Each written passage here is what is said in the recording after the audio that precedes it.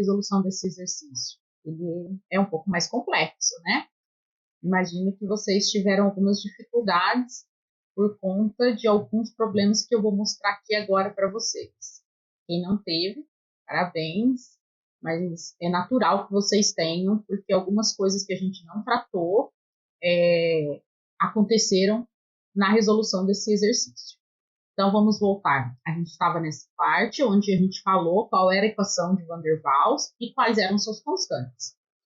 Nós sabemos as condições de entrada, que até o momento isso era suficiente para resolvermos. Sabemos que o processo é isentálpico, porque está passando por uma válvula, e sabemos a pressão de saída. Até então, essas condições, essas variáveis, eram suficientes para a gente resolver esse problema. E parecia que ia ser muito tranquilo. Quais foram os problemas que a gente encontrou provavelmente nessa solução? Primeiro é que eu estou tratando de um fluido desconhecido. Se é um fluido desconhecido, eu não tenho tabela ou gráfico. Eu não posso fazer uso de uma tabela como a tabela de vapor ou de um gráfico como a gente fez da amônia. E isso dificulta muito, né, a nossa solução, porque o uso da tabela já dava os dados diretamente. Quando agora eu não tenho tabela ou gráfico, eu preciso usar a modelagem, eu preciso usar as equações que modelem o comportamento desse fluido. E essa equação é a de Van der Waals. A válvula é isentálpica e eu tenho aqui, então, ΔH igual a zero. Mas eu não sei nenhuma relação entre as entalpias, porque a única informação que eu tenho é que o processo é isentálpico e que a pressão é uma função de temperatura, volume, B e A. Então, como relacionar a pressão e a temperatura, que são os dados que eu tenho do problema, com a condição de contorno desse volume de controle, que é a válvula? Esse é o grande problema que nós temos. Aí você pode até dizer, Lisandra, mas eu nunca vou trabalhar com fluido desconhecido.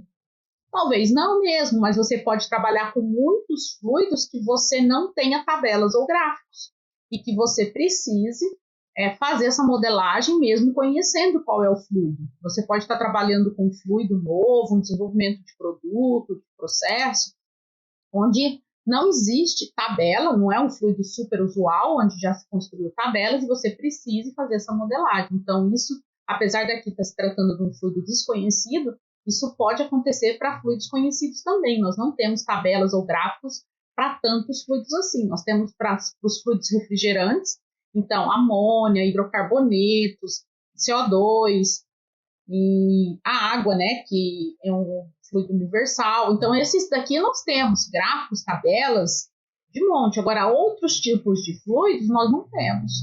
Não temos dados termodinâmicos tabelados ou graficados. Então, o que a gente percebe?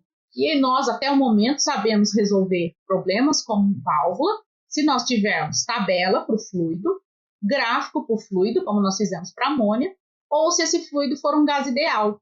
Por que se ele for um gás ideal? Porque agora, quando é um gás ideal, eu sei a relação. Eu sei que ΔH é uma função apenas da temperatura, porque as energias a energia potencial foi desprezada. Só a energia cinética é considerada das moléculas, quando eu estou em condição de idealidade. Então, a entalpia ela é uma função da temperatura, e a variação de entalpia é CPDT. Sabendo disso, no processo isentálpico, eu tenho que ΔH igual a zero. Se ΔH igual a zero, obrigatoriamente ΔT igual a zero, porque o CP não é zero, é uma propriedade físico-química da substância. Agora sim, por essa relação, é que eu conheço a temperatura final, porque eu sei que num processo isentálpico, onde um fluido é um gás ideal, então esse equacionamento é que é válido, eu tenho que a variação de temperatura é zero. Então, a temperatura final é igual à temperatura inicial. Nesse caso, seria de 600 graus. Agora, quando esse fluido... E aí, o que eu tenho? O coeficiente de Joule-Thomson vai ser zero, porque não há variação de temperatura, pela variação de pressão. Por isso que o coeficiente de expansão de Joule-Thomson, para qualquer fluido que se comporte, né, como um gás ideal, na condição de gás ideal, qualquer gás ideal, tem o seu coeficiente de Joule-Thomson zero. Ele não tem relação entre a pressão e a temperatura. Mas e agora? Como que eu resolvo problemas com fluidos diversos, com os fluidos reais? e não podem ser enquadrados como gases ideais.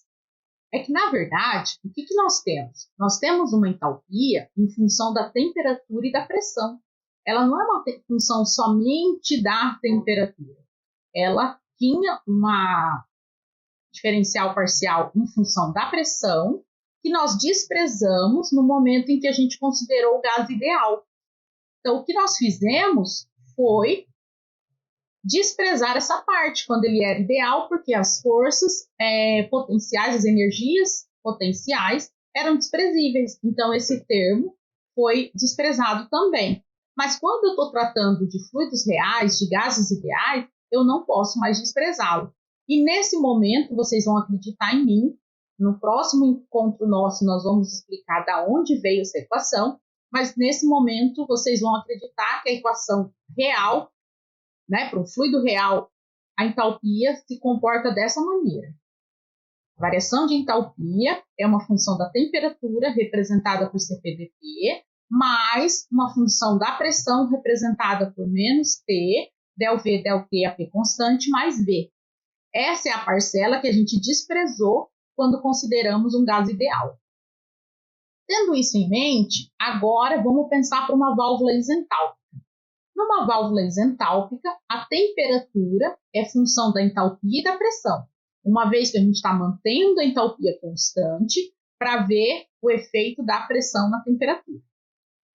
Dito isso, então ela é uma derivada total composta de duas diferenciais parciais aqui, em função da temperatura, a pressão constante, né, variando em termos da entalpia, e a temperatura, a entalpia constante, em função da pressão. Ok, isso aí a gente só colocou a equação como uma equação diferencial exata, eu podia escrever dessa forma. Se nós integrarmos da condição inicial até a condição final, eu vou ter que ΔT aqui, de T1 a T2, vai ser igual de H1 até H2, e como o processo numa válvula isentálpica, esse termo aqui vai a zero, eu vou ter só essa relação de P1 a P2. Ok, fiquei com essa equação que relaciona, então, temperatura com pressão, já que numa válvula o processo isentálpico não tem coeficiente de integração aqui é o mesmo, né? De um valor para o mesmo valor, então isso vai a zero. E a gente sabe, então, que o coeficiente de expansão de Joule-Thomson é ΔT, ΔP, H constante.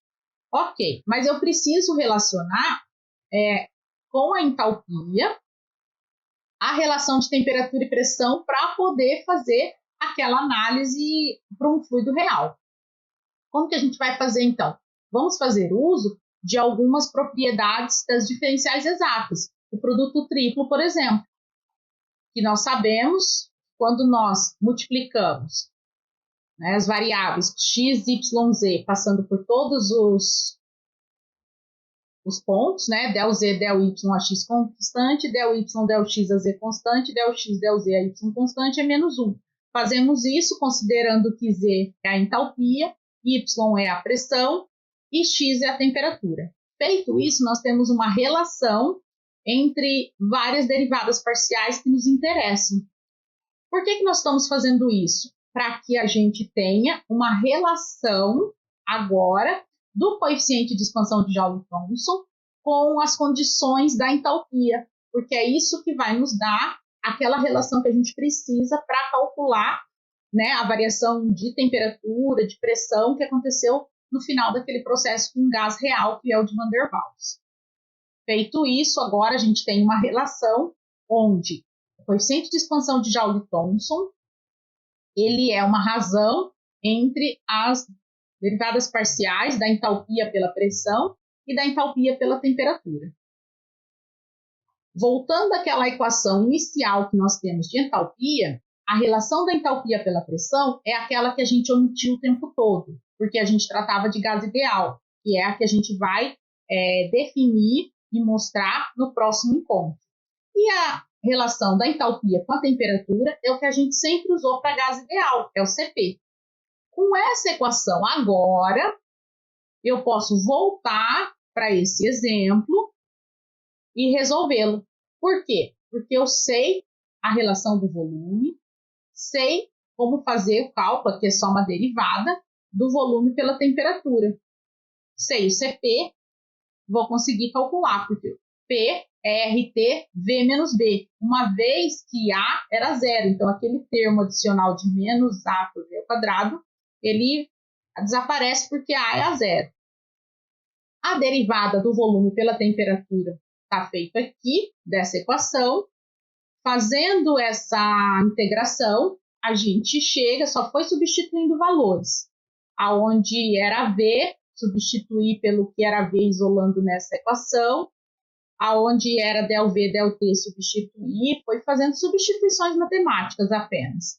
Feito isso, nós chegamos na relação que ΔT deu 4,6. 4,6 dá um T2 de 34,6, já que a temperatura inicial era de 30 graus. A gente percebe, nesse exemplo que a gente fez, que a temperatura final, apesar de ter tido uma queda de pressão, de 10 bar para 1 bar, houve um aumento de temperatura. Vocês conseguem imaginar por que isso aconteceu? A resposta para isso está aqui nessas duas constantes. Se nós pensarmos o que representa A e B numa equação de Van der Waals, a gente consegue entender e já conseguiria ter previsto que a temperatura para esse fluido realmente aumentaria. Se a gente entender quem é A, quando a gente pensa na equação de Van der Waals, o A ele representa as forças atrativas. São as forças que vão estar relacionadas com a energia potencial desse fluido. Quando a gente diz que esse A é zero, eu estou dizendo que as forças repulsivas nesse fluido são mais intensas do que as atrativas, porque a gente sempre tem os dois tipos de interações, as repulsivas e as atrativas em qualquer fluido.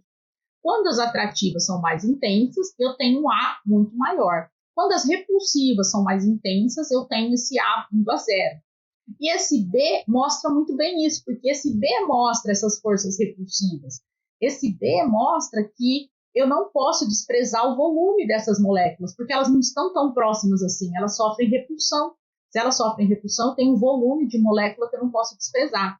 Então, em termos físicos, o A representa a atração e o B representa a repulsão.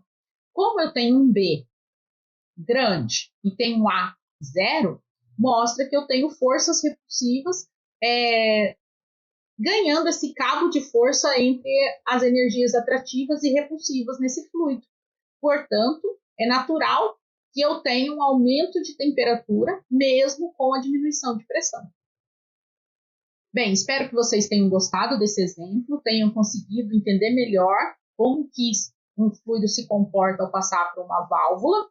E no próximo encontro nós vamos entender um pouco melhor dessa equação que eu mostrei para vocês, né, da entalpia, sem nenhuma explicação prévia.